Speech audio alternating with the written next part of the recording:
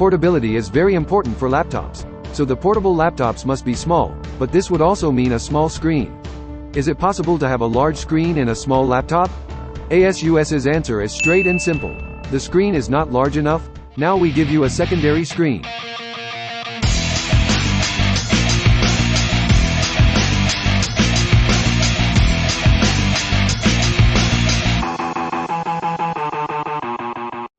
This is newly released ASUS Zenbook Pro 14 Duo OLED.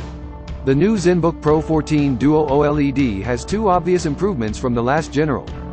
The first is exterior. This general has OLED panel and narrow bezels, and the secondary screen also upgraded to DCI-P3. If you have learned about the last gen, you would know the screen was a rather big weakness.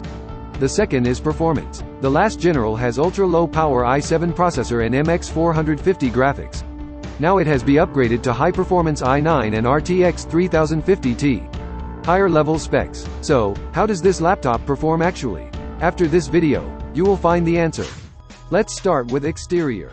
On the lid, the ASUS logo has been replaced by a big A. The lid is still decorated with concentric circles. When you open it, you'll see that the hinge is totally different. In the last gen, the body will be elevated with the secondary screen, so the hot outlet air will blow to the bottom of the main screen, which may accelerate the screen's aging. This gen combines the hinge and the secondary screen. When you open it, the connecting rod will drive the side supporting rod to raise the secondary screen.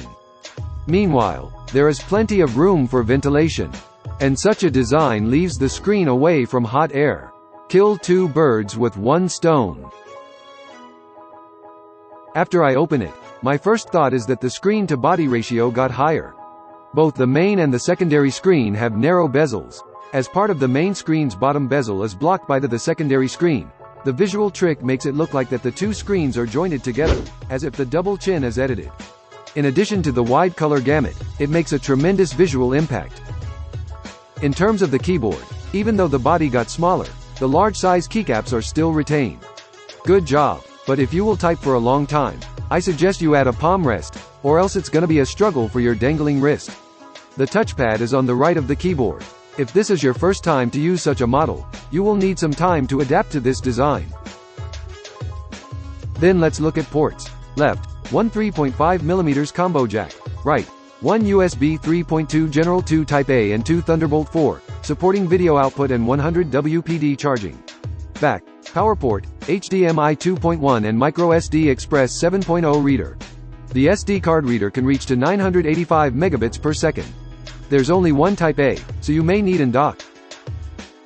The height is 17.9 to 20 millimeters. Weight, 1.77 kilogram.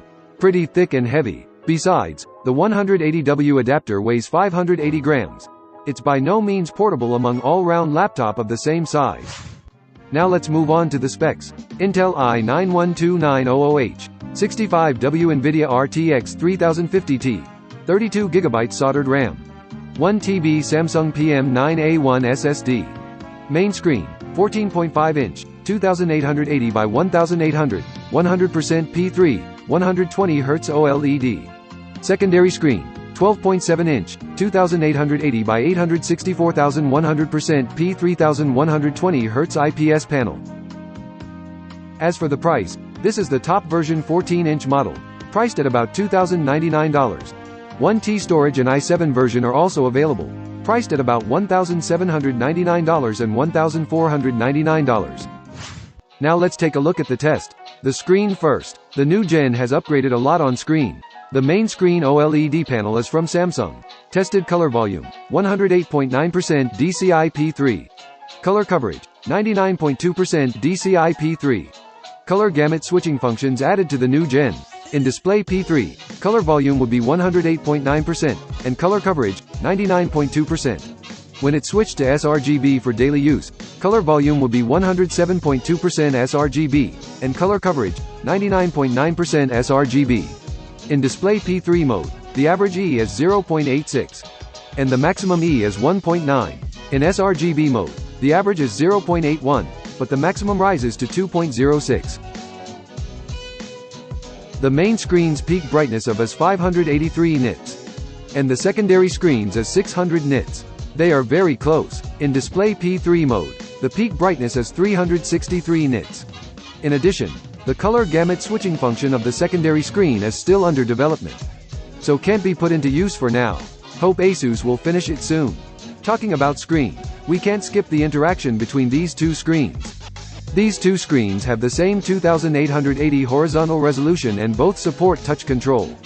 You won't get mismatched zooming size like the last general, and progresses are made in multi-screen adaptation, like, you can easily adjust the location of split screen.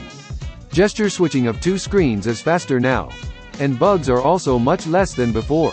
The new dashboard can monitor CPU and GPU when the laptop's running. For productivity tools, such as Adobe Sets, a control panel is added to the secondary screen, which allows easy adjustment of brush size, saturation level, and layers opacity. This interface is so real. If the designer has a bolder act of imagination, maybe you can play DJ on this laptop. Anyway, specs upgrade and optimization improved the availability of the secondary screen a lot. It's good news for those requiring multi-screen. Next we'll see the theoretical performance. In terms of multi-core, switch to performance mode first. It scored 5,709 in Cinebench R20 first round, and gradually slid to around 5,400. During the test, CPU ran to 80W in the first round, and stabled at around 65W. And then it kept declining because of thermal throttling. In the end, the CPU was stabled at around 55W. When the full speed mode is on, it could reach 6,240 in Cinebench R20 first round, and gradually drop to 5,923, much higher than the performance mode. In terms of the single core, thanks to the high clock speed of i9, it scored 727 in R20 single thread. Well done. Then let's take a look at GPU. The max power of RTX 3050 Ti on this laptop is 65W. DX12 x SPI, 5371. DX11 FSE, 6485. Superposition Classroom at 1080p, 3075, 25% higher than the 60W RTX 2050, 10% higher than the 60W RTX 3050, and 10% lower than the 80W 3050T. Well arranged. Now we'll move to actual performance test. As for Adobe software, we tested it by Puget Bench. Photoshop, 1141. After Effects, 924. Premiere Pro, 837. The great single-core performance of i9-12900H leads to high scores in Photoshop and After Effects, but facing those highly demanding multi-thread performance like Premiere Pro, small-size all-round laptops will score lower.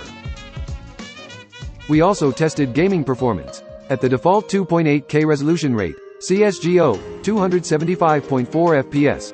And it can achieve 439.7 at 1080p. No problem for online games. But this laptop isn't positioned to gaming, so it doesn't have mux.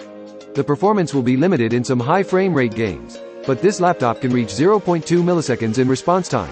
With 120Hz refresh rate, it shows no smearing in gaming. To be honest, the screen is really bright. When you play CSGO, you'd better not rush on the banana, or just wear sunglasses. Among single-player games, at 1080p, Shadow of the Tomb Raider, 72 FPS. For such single-player games with great optimization, RTX 3050 Ti can still cope with it. But for games that require high graphics performance, like Metro Exodus, this GPU is not capable. At 1080p, with ultra settings, it only got 41.1 FPS. Here I'd like to show you the HDR screen. In some games that support HDR, when HDR is on, you will see vivid images, which, theoretically, can be seen only with your own eyes. We've recorded the screen for comparison. You should be able to feel some difference in the light. In a word, Zenbook Pro 14 Duo OLED is okay in performance. To compare it with other tested all-round laptops, you'll find out that this laptop has done the best to achieve the 65W performance. If you want better performance in the same body, you either expand the internal space, or enhance cooling efficiency, or speed up the fan, but side effects would outweigh the improvements.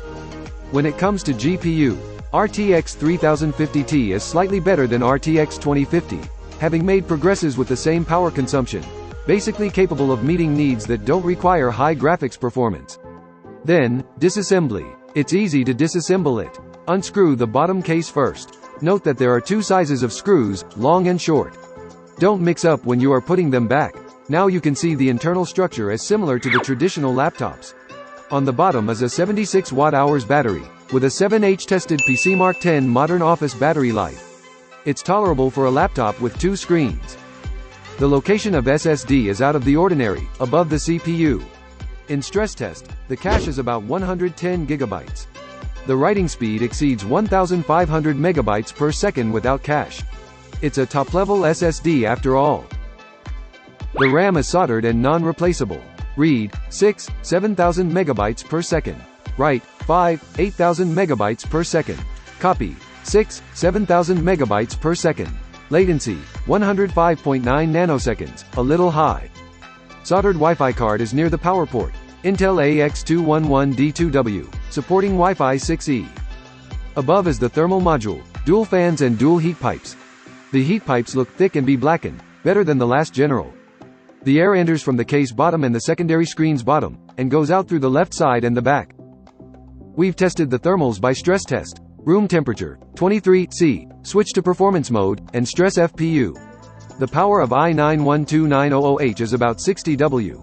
IA cores power, 47 W. To stress GPU and shut down 8-fold anti-aliasing. The GPU reached to 80.3 C in the 30-minute dual stress test. The CPU reached to 80 C and 35 W. The GPU reached to 75.5 C and 50 W.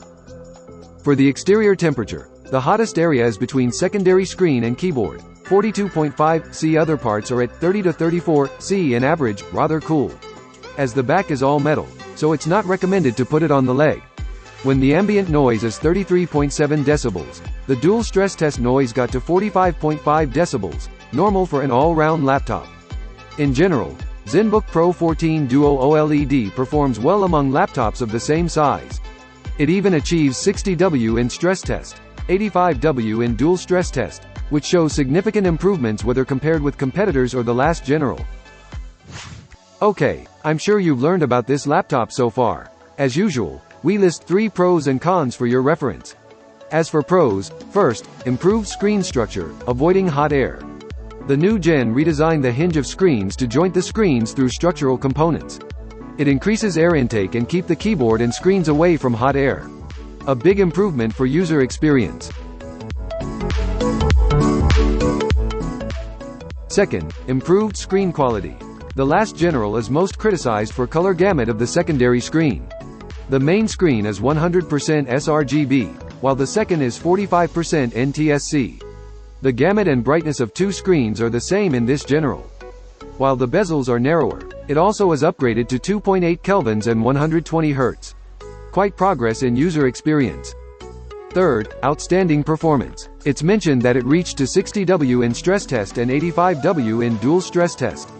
The noise is also well controlled, outstanding among laptops of its size, much better than the last general. Then, we'll talk about cons. First, kind of heavy. I have mentioned lots of merits of this model, like good performance, excellent experience, etc. But the design has also brought negative impacts, and the weight is the biggest problem. This laptop weighs 1.77 kilograms, which sounds fine, less than 2 kilograms.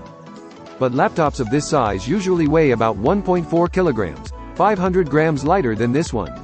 And the 180W adapter puts up an extra 500 grams, damaging portability. Second, few ports. You may need a dock. It has 2 Thunderbolt 4, seemingly great, but there's only one Type A. Considering Chinese's office habits, Type A is far more practicable than Type C. So in daily use, it's necessary to prepare a dock for it. Third, special touchpad layout. It's really an old problem for ASUS dual screen series. Since the keyboard's located lower, the location of the touchpad has to be changed as well. Most people may need quite a time to adapt to the new touchpad. Now let's sum up. The new Zenbook Pro 14 Duo OLED changed a lot in structure. Structures of the main and secondary screen have been adjusted, so now they are interlocked. The new design can avoid hot air and increase air intake. Also, huge progress for the viewing angle. Besides, both screens are of high brightness, high refresh rate, high resolution and wide color gamut. As for the performance, it has i9 and RTX 3050 Ti. Compared with the last gen, The new gen has made progress in performance indeed. Despite that the size of the laptop still limits the performance, the specs are very ideal among laptops of its size. With popularization of the creator PC, OEM manufacturers are innovating laptops for work. The last general has few white spots except for the dual screens. It even tends to go overboard on one or some aspects. But the new gen is very satisfactory in both functionality and performance. Personally, I'll give a positive attitude towards manufacturers' exploration on the product form. Just wondering what tricks ASUS will play on the next general. We'll see. That's all for today's video. Please hit like and subscribe to our channel. If you want to interact with me every day, please follow us on WeChat official account. I will talk about a laptop there every day. This laptop may be worth it or not, but all we want is to provide info and guidance. This is BIBA Laptops. I'm Jawan. See you next time. Bye.